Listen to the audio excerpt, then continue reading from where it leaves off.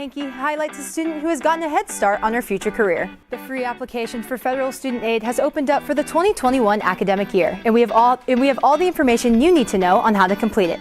These stories and more on this edition of HTN Daily.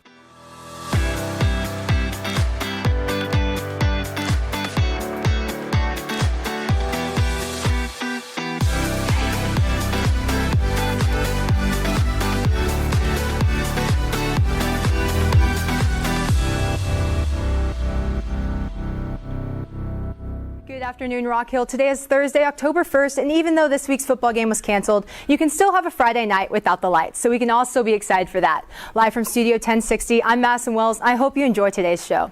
To start off everything, I'm going to send it over to Khshaeta, Cama with today's news. Thank you, Madison. Here are today's announcements. If you enjoy helping others and want to make a difference in the Prosper community, Kids Prosper Kids is an organization for you. Kids Prosper Kids is a club available both at Rock Hill and Prosper and specializes in service projects both national and local to help kids in need. There is no deadline to join the club. All you have to do is sign up and join the Google Classroom when you're ready. The code is TXC7V4Z, and as of right now, meetings are on Thursdays during sort time. This Saturday, Live Touch Prestige Portraits will be on campus for any senior who has not had their tux, drape, or gap and gown photo taken. If you need to make an appointment at prestigeportraits.com. Also, October 8th is the absolute last chance for underclassmen and faculty members to have their school portraits for the ID, as well as your portrait in the 2020 through 2021 Rock Hill yearbook. Pictures will be taken in the LGI from 12:15 to 4 p.m. for in-person learners and 4:30 through 7 o'clock for virtual learners. If you're not able to come on campus on October 8th, you may email rockhillmedia@prosper-ic.net and request your school portrait from last year to be used in the 2021 yearbook. The second 9 weeks is a little over a week away, and there will be a few changes regarding attendance. If you're listed as in person, you're no longer able to log on virtually unless you have a parent or guardian call the front office the day before to let them know you'll be connecting virtually. If you decide to connect virtually instead of being physically present without first contacting the office, you will be marked absent. Seniors, if you're interested in financial aid for college, you're going to need to fill out the free application for Federal Student Aid, or FASFA. It is a free 30-minute online application, and it provides you with access for grants, loans, and work-study funds from the federal government.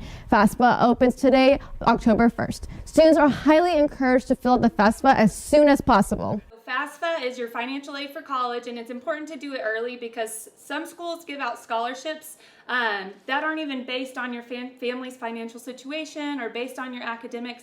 They just simply have a lump sum of money to give to their students who are admitted to their college. So if you do your FASFA and you do it soon, you might get those scholarships that you might not have gotten if you didn't do them. And that's why we tell all students to complete the FASFA, because there are scholarships that are based on nothing other than the fact you did the FASFA. That's all of today's news. Back to you, Madison. Alex Vincent was given a unique opportunity. HTN's Anica Hankey sat down with her to see how she has gotten involved in public service.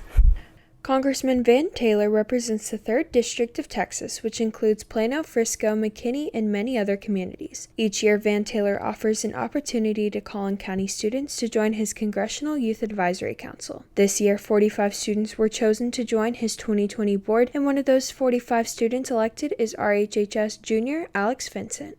So, Congressional Youth Advisory Council is basically an opportunity where students can go and work with Congressman Van Taylor, learn more about politics, get to propose ideas, go through that kind of process, and do a lot more. The council offers students a unique opportunity to learn about the federal government, discuss public policy and local Collin County issues, and interact with their federal representative and congressional staff while serving their community. I think of it as a great opportunity to learn really on a one-on-one basis, right, where you're meeting with the mayor, meeting with the congressman, meeting with the judge, to kind of have, understand how these things work. I really enjoy doing it. I enjoy interacting with the students, and they ask great questions and are really thoughtful, and you can really tell how engaged they are. For students like Alex who are looking to a future in government affairs, this program allows her to get a head start before even leaving high school. Through the program, I'm going to be doing a lot on speech skills, proposing ideas, a lot of social skills, and so I think that's definitely going to be something that's going to help me in my future. It's a great program, and I hope more people apply next year. We have a lot of people that ask to be in it, and it's It's been a great program. The opportunity to join the council is available for Collin County high school students each year, and applications open in the fall. For HTN Daily, I'm Anica Hankey. Grant Johnson is in studio with Principal Dustin Toth for our second installment of Talks with Toth.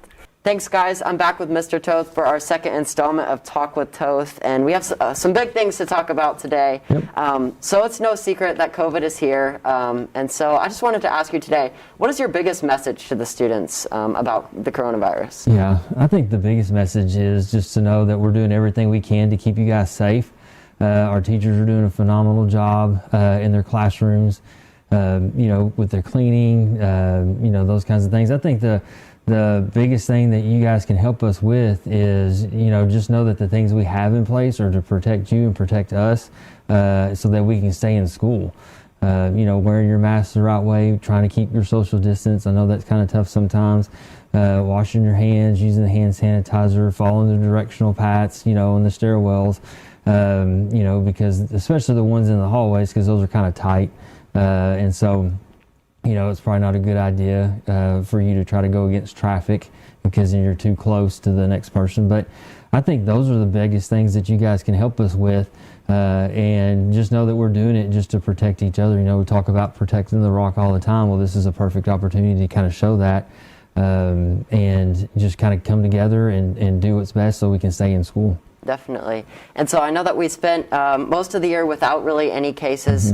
What do you think that we will go back to? If the students do these things, do you think that we could eventually get back to where we're safe, I guess you could say? Yeah, for sure. Because I think, before the school year started, a lot of people that are in education that were giving us guidance and things like that would kind of talk about things that would come in some waves, and you'd have your peaks and the valleys, just with the virus itself. And so kind of going through a time whenever you would have, a number of cases, and then you'd get that under control and things would go back to a normal state. So, so I think that was something that was already, of course nothing's known, but I think it was already something that was out there, given that people were going back into schools. So I think that's probably, I'm no expert by any means, but I think maybe that's what this is that, hey, we had a string of cases, and now, we're going to get that under control and go back to kind of how we were, because we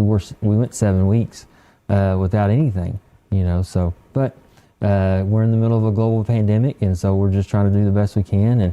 And like you said, I think everybody's just doing the things that they can do to help and get this back under control and just keep moving along in the right direction. Awesome. Well, I appreciate you being here with me. That is all the time we have today. So I'm going to go ahead and send it back over to you guys at the desk.